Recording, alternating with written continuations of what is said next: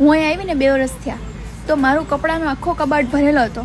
મારો કન્સર્ન લીધા વગર એણે બધા મામાની છોકરીઓને, માસીની છોકરીઓને બધાને મારા ટી શર્ટ આપી દીધા. સારું ફેમિલી ગ્રુપમાં વિડીયો કોલ કરે ને ત્યારે મને ખબર પડે કે હો તો મારું ટી શર્ટ આણે પહેર્યું છે. કન્સર્ન તો લ્યો યાર, જે માણસનું કપડું છે ને, મેં એક જ વાર ટી શર્ટ પહેર્યું હતું લાલ કલરનું, લેરકી વાળું. મેનું પેન્ટ મારી પાસે છે, અહીંયા પાછું કેનેડા વ્હાઇટ કલરનું, ટી શર્ટ ઓલી પાસે છે. પણ તમે યાર આવું ના કરો. મને કે તું હવે અહીંયા પાછી ક્યારે આવીશ? તો કીધી પહેરી તો જ્યારે આવું ત્યારે પહેરું.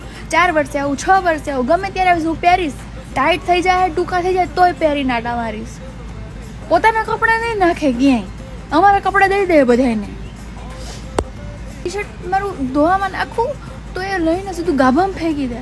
અલા યાર, અમુક ટી શર્ટના છે ને ઇમોશન હોય. જેમ કે અમારા ડેડીનું ટી શર્ટ છે, જૂનું છે, હું 2 વર્ષ ઉપર થઈ ગયા પહેરું છું, લીટી બીટી બધી લોગો વોગો બધો નીકળી ગયો, તોય સુકૂન મળે યાર. આખું કોઈ સમજતું નથી. બધા કપડાં ગાભાવાળીને દઈ દે અને પોતાના કપડાં કોઈ દિવસ ગાભાવાળી નહીં આપે. જોજો, કોઈ દી પોતાનો ડ્રેસ કે સાડી કે ગાભાવાળાને પણ નહીં, આપણા જ કપડાં ગાભાવાળાને આપશે. અને એટલા બધા કપડાં આપો ગાભાવાળીને ત્યારે એક તપેલી આપે નહીં. મતલબ કપડાની તો કંઈ વેલ્યુ જ નહીં, તપેલી માટે એટલા બધા ગાભા દઈ દેશે એને. અને ઓલી વાળવાળી આવે, મગજ ફેરવી નાખે. એમને આ ટકો થાય છે એનું કોઈ કંઈ એનું ટેન્શન નહીં એને કે અહીંથી મને ટકો થાય છે, મારા મહિનાને આટલા બધા વાળ ભેગા થયા, એવું કંઈ નહીં ને.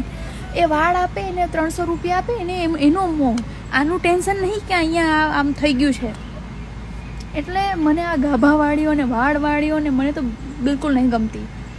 હવે વેલ્યુ હોય ટી શર્ટની યાર, કમ્ફર્ટ એ શું વળે. તમે પોતાના ગાભા નહીં આપે, પોતાનો એક ડ્રેસ નહીં નાખે. મારી પાસે છે ને ચીલ લખેલું ટી શર્ટ હતું, ચીલ, બરાબર, હિન્દીમાં ચી લ અડધો ને લ આખો લ ને એક અડધો લ, ચીલી લખેલું ટી શર્ટ હતું, વ્હાઇટ કલરનું સરસ ટી શર્ટ હતું. હવે શું મહોતા જેવું એમ કરીને 2 વાર એને તો ગાભાના ઢગલામાં નાખી દીધું. તો ગાભામાંથી વીણ્યા ને મારા ખાનામાં હંતાડી દઉં, લોક કરી દઉં, બેગમાં રાખતી હું, એટલું એને સાચવતી. મતલબ મમ્મી તારા કપડાં અમારા કપડાં ગાભો